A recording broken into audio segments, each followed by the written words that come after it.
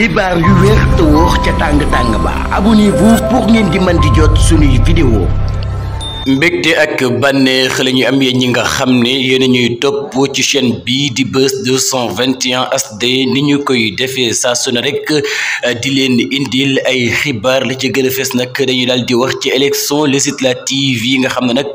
moom la ñu daal di dëtmal jàpp ko 17 novembre ba tax na jamono ji nag ñuy wax ak yéen ñoo ngi ci 6e wala sax 7e jour boo xam ne nag ñu ngi wéy li nga xam ne nag moom di campagne bi waral nag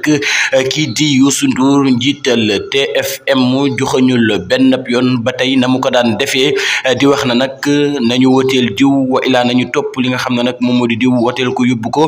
ca la nga xam ne nag moom moo di pencum ndawi réew ma bi lépp yoon nag moom Youssou Ndour génn na wax ci li nga xam ne nag moom moo di l'observateur muy ab këram di wax na nag na mu defoon depuis 2019 waaye itam 2020 ba léegi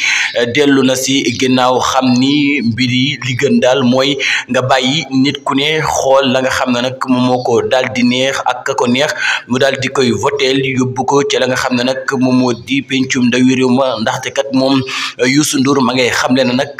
mbir yi daal dinay sensé waaye itam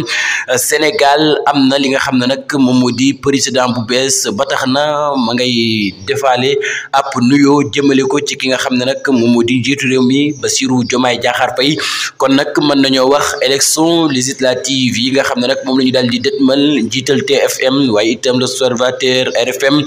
ba tey joxañul benn yoon ay militant wala sax ñi ko bëgg nee nañu voteel sàngam du Macky Sall waaye itam